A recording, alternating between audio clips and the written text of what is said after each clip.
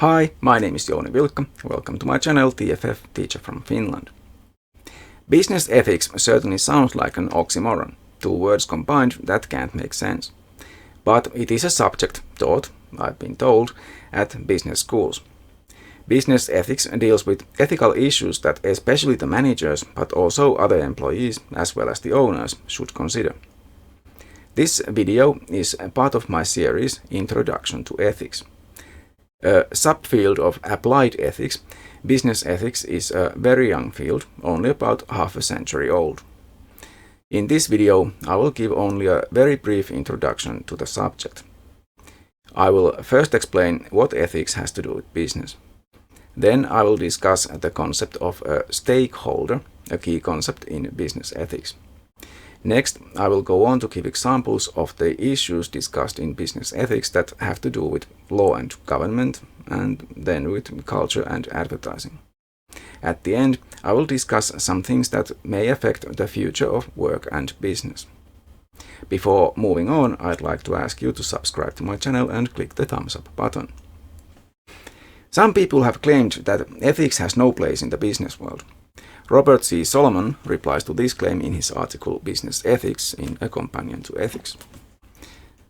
He states that this claim is a misunderstanding based on an overly narrow vision of what business is. Often people making such a claim only focus on the pursuit of profits, which obviously leads to terrible conclusions. Limiting one's focus on only the rights of the company's stockholders misses the bigger picture. Solomon accepts that businesses are competitive by necessity, but this does not mean that the competition is cutthroat or cannibalistic, or that anything goes. Any industry has a foundation of shared interests, and the competition does not happen in some wilderness, but in a community. The businesses depend on and serve the community. They are not separate from it. Also, businesses cooperate with each other and even with governments. The relationship with governments is complicated because the latter regulates businesses, but also supports them through tax breaks, subsidies, and protective tariffs. In many cases, the government is also a major owner of the company. Managers of corporations, of course, have obligations to their shareholders, but other stakeholders as well. These latter include consumers and the surrounding community, as well as their own employees. From a societal perspective, the purpose of the corporation is to serve the public by providing good products and services, and perhaps also by providing jobs. Why else should the society accept even the existence of the corporation?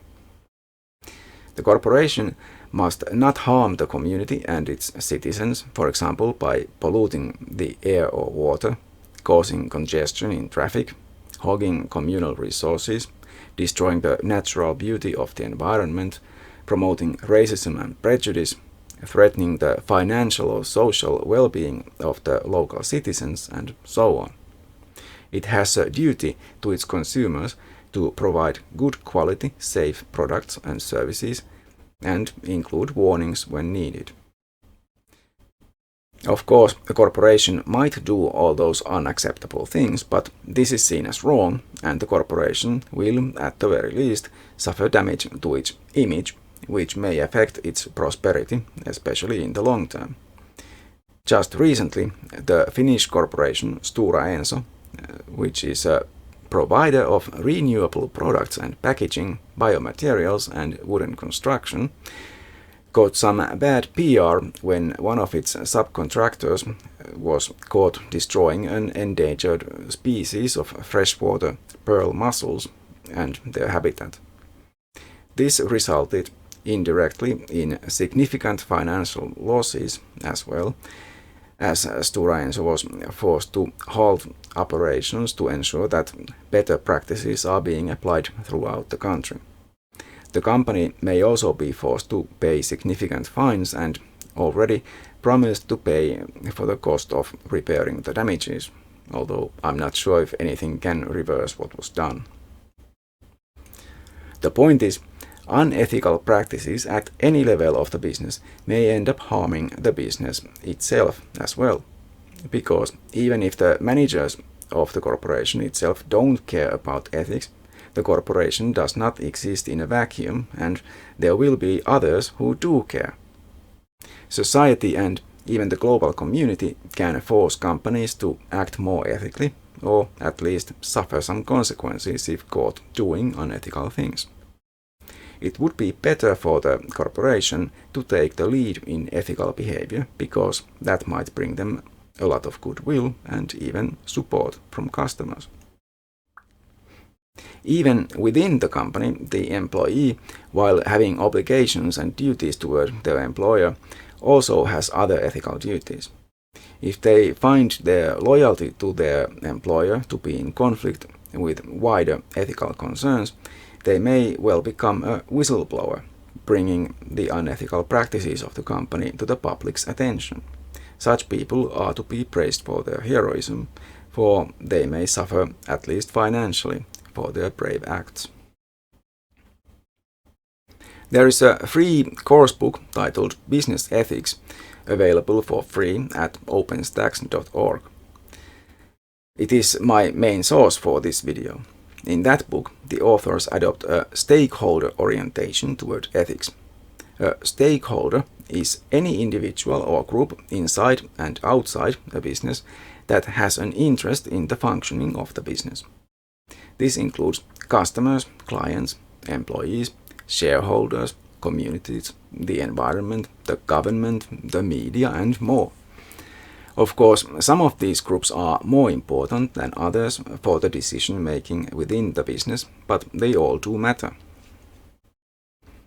It is beneficial for the organization to have these different stakeholders cooperate, as this makes it possible for them all to benefit.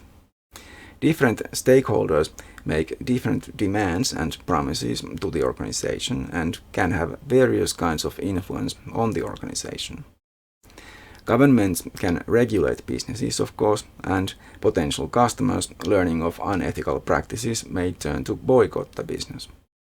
Happy and motivated workers are highly productive, and happy customers can spread word about the business on social media, providing free and powerful advertising for the business. You may think that ethics is irrelevant to business because laws already govern how businesses operate.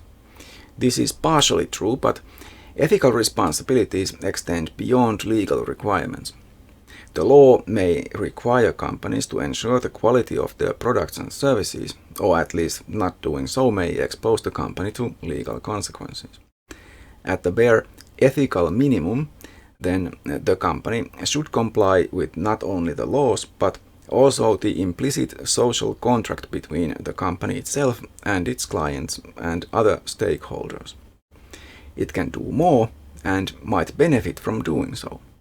By choosing to act at an ethical maximum, by behaving as ethically as possible in the situation, the company can greatly improve its reputation. Even if such a decision will be costly in the short run, it can have a significantly beneficial influence in the long run. To help prioritize different stakeholders, it is useful to compare the stakeholders' power or influence on the company to the same stakeholders' level of interest in the company. The most important key stakeholders are the ones with most power and interest in the company, and so they are the ones requiring most attention. At the other end are those with least power and interest in the company. It is enough to keep them informed and acknowledge their claims. The more power a stakeholder has over the company, the more important it is to satisfy their needs, but even the ones with less power should be listened to because their importance may change. In their activities, the corporations, especially the really big ones, need to consider what is called corporate social responsibility. Instead of just looking at their profit margins, corporations need to take into account externalities such as the effect they have on the environment and people. The concept of triple bottom line clarifies this by including, along with the economic bottom line, social and environmental bottom lines. These are all interrelated. For example, such environmental matters as land use and carbon footprint obviously have influence on such social factors as employee and community well-being. Stakeholders outside the management and owners of the company will consider it the responsibility of the powerful company to take such matters seriously and not just pursue quick profits. Modern corporations enjoy limited liability in that their owners are not liable individually and personally for damages caused by the normal operations of the corporation. Instead, only the corporate assets are on the line. The managers of the corporation are first and foremost responsible for creating profit for the owners, unless the corporation has especially been defined as a social or otherwise non-profit organization. As long as the purpose is not to defraud investors, a corporation's goal can be defined freely, within legal limits of course. But if not otherwise clearly defined in writing, the owner may sue the manager if the latter is not running the company to make profit for the owners. Laws are at least supposed to be based on ethical thinking and moral opinions of the people. They form the legal framework for corporations to operate in, but they only provide the minimum requirements, while ethical demands can go further.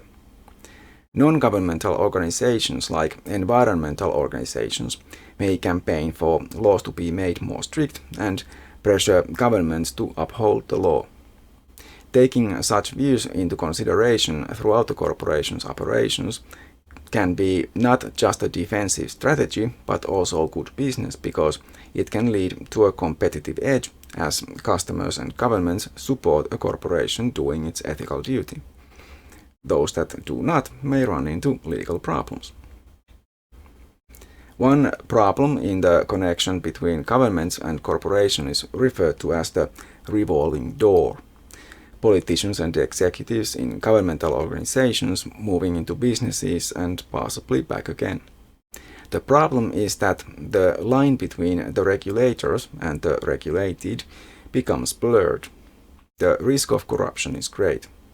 If a government official in charge of regulating banks leaves their office for a lucrative and easy job in a bank, it may be that the job was promised to them in return for making certain decisions while in that governmental office. An even more obvious conflict of interest arises if a politician or official in a governmental organization owns stocks in the companies they are supposed to be regulating. Of course, the question about how much government regulation should there be is a philosophical question. It belongs in political philosophy, but different answers to the question are obviously connected to views about business ethics as well. A similar question is how much political influence should businesses be allowed to have? Should they be allowed to fund politicians and parties and to use their resources in other ways to influence the outcomes of elections, for example? Environmental ethics is closely, at least legally, connected to the operations of many companies, but because I already discussed environmental ethics in a separate video, I will just put a link to that one in the description below. Also, there are many companies in agriculture, even factory farming. That is a wholly unethical business that I already covered in a separate video on animal ethics. See the link to that one below as well. Globalization, among other things, means that business has become global. Economy and business are not separate from culture. The most important aspect of culture is language, as it carries meanings and affects our thinking. The language of global business is English, and so, through doing business, English culture is spread around the globe. The language and culture influence all others, and sometimes the effects of this acculturation process may be seen as harmful. Individualism and the ownership of land have been ideas that some cultures did not have before coming into contact with European culture.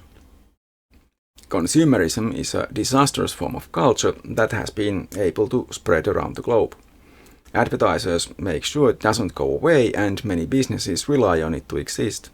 Yet, it is causing the whole human civilization an existential crisis at present. Advertising is, perhaps with the rise of social media more than ever, an important area of business ethics.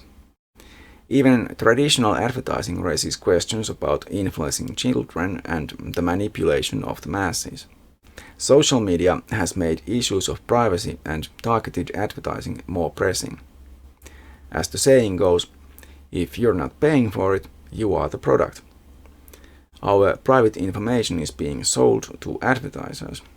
We are being manipulated through social media, not just to buy things we don't need, but also to vote in certain ways. We can also be tracked, and information about us and the people we are in contact with can be aggregated. Such information can be used for more than commercial purposes. Should privacy be more protected? Businesses change and adapt to new situations. When the COVID pandemic caused lockdowns around the world, working remotely, typically at home, became necessary. For teachers, having to teach remotely via video conferencing programs and such, and then after the lockdown started to be lifted, including remote students in ordinary classroom teaching to form a kind of a hybrid form of teaching was demanding.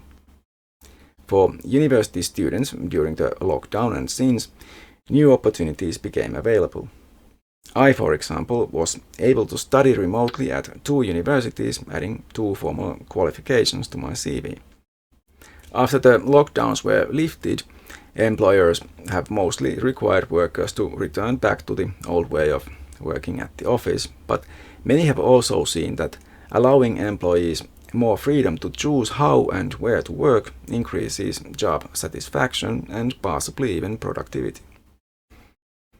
For the employee, being able to work from home can be very good because it enables one to do house chores as well as to take care of one's children or pets while working. Most importantly, one does not have to commute to work, which might take a lot of time. Unfortunately, the freedom comes with the drawback that one may now be unable to separate time at work from leisure.